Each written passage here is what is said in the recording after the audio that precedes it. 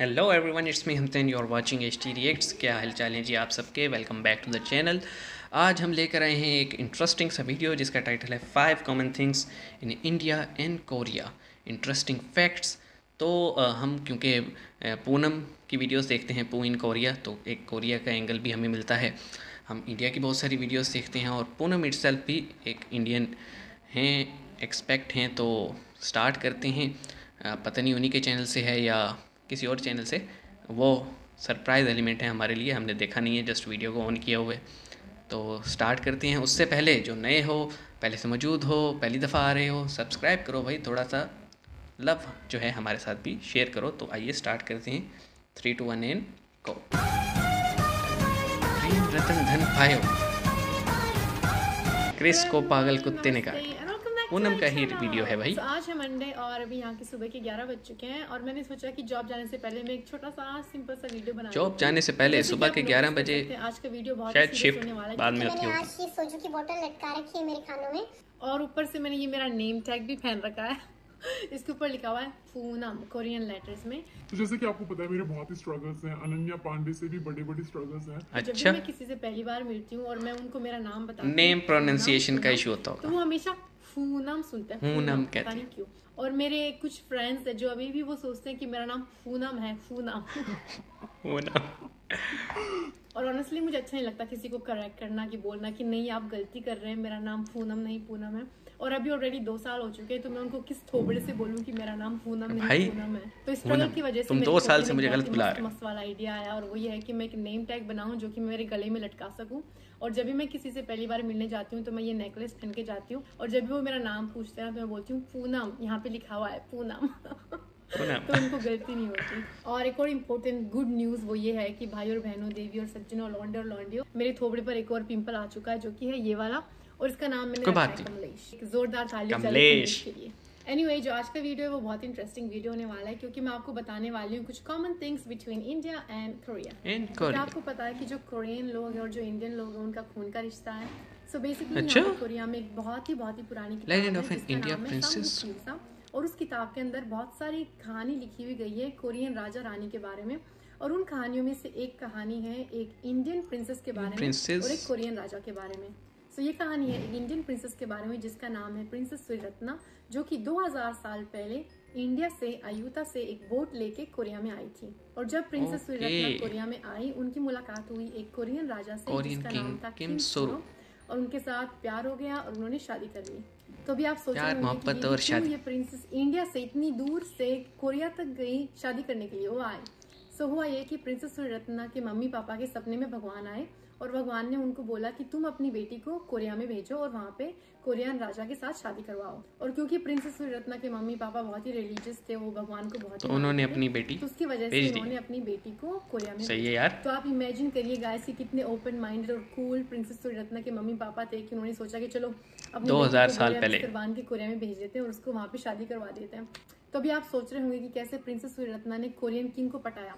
So basically हुआ ये कि जो कोरियन किंग है ना, जिसका नाम है वैसे उसके सपने में लैंग्वेज कैसे की, उन्होंने बोला कि तुम्हें एक लाल कपड़े में एक लड़की दिखेगी और उससे शादी कर, क्योंकि अगर तुम उससे मतलब सेटिंग भगवान ने करवाई दोनों की, बहुत ही फॉर्चून और वेल्थ मिलेगी।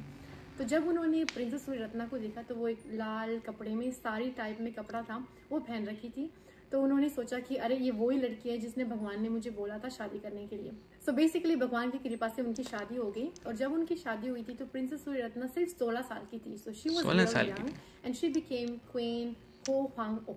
तो उनकी शादी बहुत ही धूमधाम से हुई, सब बहुत खुश थे। और शादी के बाद में उनके शायद 10 या 12 बच्चे पैदा हुए। कुछ किताबें बोलती हैं कि 10 बच्चे थे, कुछ किताबें बोलती हैं कि 12 बच्चे थे। और कोई काम नहीं था भाई फैमिली, क्योंकि प्रिंस सूर्यरत्ना की शादी किंग किम सूरो के साथ हुई थी, जिनका सरनेम है किम।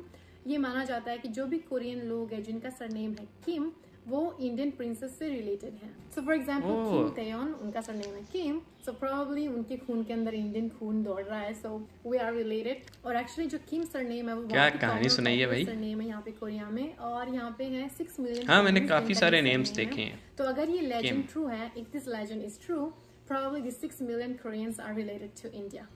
तो ऑफ कोर्स क्योंकि ये एक लेजेंड है, एक कहानी है, हम 100% नहीं कह सकते कि ये एक सच्चाई है, लेकिन फिर भी लोग इसको मानते हैं। तो ये था नंबर 1। लेजेंड भी कहानियों भी असली वाकया से बनती हैं। जो लैंग्वेज है ना, स्पेशली तमिल लैंग्वेज, वो कोरियन लैंग्वेज से बहुत ही सिमिलर है। सो ऑफ कोर्स मुझे तमिल नहीं आती, लेकिन मैं आपको कुछ तमिल और कोरियन एग्जांपल बताऊंगी। तो आई एम रियली सॉरी अगर मेरे प्रोनाउंसिएशन बहुत तमिल वालों के तो मजे हैं फिर। Trying for this video. So for example Tamil में हम मम्मी पापा को बोलते हैं अम्मा अप्पा, और कोरियन में बोलते हैं ओम्मा अप्पा। तो बहुत ही सेम है यार। तमिल में सिस्टर इन लॉ को बोलते हैं अन्नी, और कोरियन में बड़ी बहन को बोलते हैं ओन्नी। तमिल में चीक को बोलते हैं पल, और कोरियन में उसको बोलते हैं इप्पाल। और तमिल में जो बट होता है ना उसको बोलते हैं कुंडी, और कोरियन में बट को बोलते हैं कुंडी। तो क्यों तमिल लैंग्वेज और कोरियन लैंग्वेज इतनी सिमिलर है? जो रीजन बहुत ज्यादा सिमिलर है यार। सूरी रत्ना है ना, वो तमिलनाडु से थी। तो क्योंकि वो तमिल से कोरिया फिर तो लेजेंड जैसे माना जाता है सही है भाई। लैंग्वेज है और जो तमिल लैंग्वेज है उनका फ्यूजन हो गया। सो नंबर 3 कॉमन थिंग्स है वेडिंग्स। जो इंडियन वेडिंग होती है और जो कोरियन वेडिंग होती है ना, वो बहुत एक्सपेंसिव होती है भाई। आजकल तो वेडिंग्स बॉलीवुड में देख देख के हर जगह महंगी होती है। वेडिंग होती है वो सिर्फ एक दिन की होती है, लेकिन पैसे इन दोनों में इतने खर्च होते हैं कि आपको बता भी नहीं सकती। जो एवरेज कॉस्ट होता है कि इंडियन वेडिंग का, वो होता है 20 लाख से 5 करोड़ तक। ऐसे ही है। एवरेज कॉस्ट होता है कोरियन वेडिंग का, वो होता है 1 करोड़ से 10 करोड़ तक। तो ऑनेस्टली मैंने एक इंडियन वेडिंग कभी भी नहीं देखी है, और मुझे लगता है कि शायद जो पहली इंडियन वेडिंग होगी ना, वो मेरी खुद की होगी। सो आई थिंक जो इंडियन वेडिंग होती है वो इतनी एक्सपेंसिव इसलिए होती है क्योंकि वो लंबी चलती है, 5 दिन की वेडिंग होती है। हाँ, वो मायूं होता है, जैसे हमारे यहाँ होता है मायूं, मेहंदी, फिर निकाह, बारात, वजह से वो बहुत एक्सपेंसिव हो जाती है। लेकिन कोरियन वलीमा, वेडिंग रुखसी एक्सपेंसिव इसलिए चलता रहता है कि जो लड़का होता है ना, उसको शादी के लिए घर खरीदना पड़ता है, और जो घर है ना वो ये तो सऊदियों वाला सीन है भाई। मतलब अरब में भी यही है। रेट होती है ना, वो 2-3 करोड़ की होती है। ऑफ कोर्स अगर आप बड़ा घर लोगे तो वो 10 करोड़ तक भी जा सकता है। छोटा घर मतलब लोंडा पहले घर ले फिर लड़की लाए, और जो लड़की तो लोंडा बेटर रह जाएगा। ये फर्नीचर और इलेक्ट्रॉनिक्स खरीदना पड़ता है। So basically the groom buys the house and the bride has to fill the house with electronics and furniture. तो गाइस आप इमेजिन करिए अगर एक कोरियन लौंडा एक इंडियन लौंडी के साथ शादी करता है तो उनकी शादी कितनी एक्सपेंसिव होगी। ऑफ कोर्स इंडिया में भी शादी करनी पड़ेगी और कोरिया में भी शादी करनी पड़ेगी, तो उनके खर्चे उठने वाले हैं, and they are gonna be so अलग-अलग खर्चे। Number 4 common facts is honorifics। So जो इंडियन लैंग्वेज है और जो कोरियन लैंग्वेज है वो काफी सिमिलर है, जो उनका सेंटेंस स्ट्रक्चर है ना वो काफी सिमिलर है। और एक और सिमिलर थिंग है honorifics। तो इंडिया में जब भी हम किसी से बड़े से बात करते हैं तो हम उनको आप कह के बोलते हैं, और वैसे ही कोरियन लैंग्वेज में यहाँ भी आप किसी से बड़े से बात करनी है, जो आपसे उम्र में बड़ा है, उनको आप कह के बोलते हो, मतलब कि honorifics इस्तेमाल करते हो, जो कि कोरियन में बोला जाता है चुनदिम्मार। सो फॉर एग्जाम्पल आप किसी से पूछना चाहते हैं कि क्या आपने खाना खा लिया, जो आपसे उम्र में बड़ा है, तो कोरियन में आप उसको बोलोगे शिक्साहाशस्साया या फिर फाप्तिशस्साया। लेकिन अगर आप किसी से बात करते हैं जो कि आपकी सेम एज में है या फिर आपसे छोटा है, तो आप उसको बोलोगे शिक्षा हिस्सा फम्मगस्सा। सो ऑफ कोर्स जो ग्रामर है ना वो कम्प्लीटली डिफरेंट होती है। और आज का नंबर 5 लास्ट कॉमन फैक्ट है take off your shoes when you go inside a house. तो शायद आपने मेरी वीडियोस में भी नोटिस करा होगा कि जब भी मैं किसी के घर पर जाती हूँ तो मैं हमेशा मेरे जूते खोल के अंदर जाती हूँ। और सेम टू सेम इंडिया में भी होता है कि जब भी आप किसी के घर पर जाते हो या अपने खुद के घर पे हमारे यहाँ भी जो इंडोर प्लेसेस होती है ना, वहाँ पे स्लीपर्स होती है ना, जो घर चप्पल बाहर ही उतारी जाती है, वो पहननी चाहिए। मेन ऑफ कोर्स जो रीजन है वो ये है कि बाहर कितना गंदा रहता है, कितना कचरा रहता है, तो ऑफ कोर्स आप अपने बाहर के अंदर ना आए, घर में थोड़ी लेके जाओगे। घर में अलग से चप्पल होती है जो सिर्फ घर में इस्तेमाल करने के लिए होती है। सो गाइस आज के लिए सिर्फ इतना ही, और अभी मुझे तैयार होना है जॉब पर जाने के लिए। और एक्चुअली अभी मेरे पास यहाँ पे और भी कॉमन फैक्ट्स हैं, अगर आप ये जानना चाहते हैं तो प्लीज़ कमेंट में बताना अगर आपको पार्ट 2 चाहिए। पार्ट 2 चाहिए हमें। आई होप कि आपको आज का भी अजीब गरीब वीडियो पसंद आया होगा, और I will see you very very soon in my next video. Bye guys, be happy, bye bye bye bye bye. अच्छा जनाब, अब हम बात करते हैं इन फैक्ट्स की जो कि बड़े ही इंटरेस्टिंग थे। मतलब एक अर्बन लेजेंड है कि एक इंडियन प्रिंसेस आई थी और उसने एक कोरियन प्रिंस के साथ शादी की थी, और इन दोनों की सेटिंग जो थी वो गॉड की तरफ से की गई थी। यानी इंडियन प्रिंसेस के पेरेंट्स के ख्वाब में भी, ड्रीम में भी गॉड है, और कोरियन प्रिंस के ख्वाब में भी गॉड है, और कहा भाई ऐसे ऐसे बंदी आ रही है, उससे करो शादी। तो बेसिकली अर्बन लेजेंड, लेकिन वो फिर उसमें ना उसमें एक बढ़ावा आता है कि तमिल और कोरियन, मतलब काफ़ी सारे ऐसे वर्ड्स थे जिनकी प्रोनंसिएशन, जिनका लहजा, जिनकी आप कह लें कि टेक्स्ट वो बहुत मिलता जुलता था। तो ये अर्बन लेजेंड जो है ना, यहाँ से वेरीफाई होता है, यहाँ से उसमें एक कह सकते हैं कि आप उसमें एक वज़न आ जाता है कि भाई ये बात सच्ची है।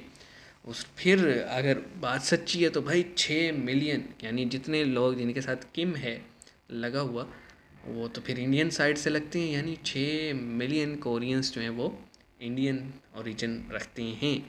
और हो भी सकता है भाई 2000 साल पहले, क्या पता हुआ हो। बाकी the way of delivery Poonam की जो है ना वो एक कमाल है। इनकी वीडियोस हमेशा से ही ऐसी अच्छी होती हैं और हमें देख के अच्छा भी लगता है, इसमें कोई शक नहीं है। बाकी अगर मैं एज अ पाकिस्तानी इससे रिलेट करूं तो वेडिंग्स डेफिनेटली जनाब बहुत महंगी होती हैं, और ये कल्चर पाकिस्तान में आया है बॉलीवुड को देख देख के कि जनाब जो ये होती हैं रस्में, जैसे उपटन होता है, फिर मायूं होता है, फिर मेहंदी होती है, फिर निकाह होता है, बारात होती है, उसके बाद वलीमा होता है, रुखसती होती है। तो ये मतलब जो काम एक दिन में हो सकता है वो 6 से 7 दिन में चला गया है। तो खर्चा भाई लड़के वालों का भी होता है, लेकिन इतना ज़्यादा नहीं होता, क्योंकि आपको पता है कि डाउरी जो है वो एक ऐसी, क्योंकि हम भी इंडिया से ही आए हैं ना, तो इंडिया से ही पाकिस्तान बने, तो वो एक ऐसा कंसेप्ट है जो यहाँ पे भी बहुत है। और जहेज़ का प्रॉब्लम है, लेकिन उसकी वजह से जस्ट सफ़र जो करती है मेरे ख्याल में वो फ़ीमेल फैमिली है या फीमेल साइड ऑफ फैमिली है। बॉयज़ को इतना ज़्यादा खर्चा नहीं होता, उनको सिर्फ टिप टाप करना होता है, थोड़ा फंक्शन वगैरह खाने पीने पर उनका खर्चा होता है, ऐसा सच ये नहीं होता। लेकिन अगर कोरियंस की बात करें भाई, पहले लोंडा घर ले फिर लड़की ले, तो फिर कोरियन लोंडे तो बड़े परेशान होंगे यार, है कि नहीं। बहरहाल मिलते हैं जनाब, हमें वीडियो अच्छा लगा, आपको भी अच्छा लगा तो कमेंट सेक्शन में बताएं। See you guys in the next video.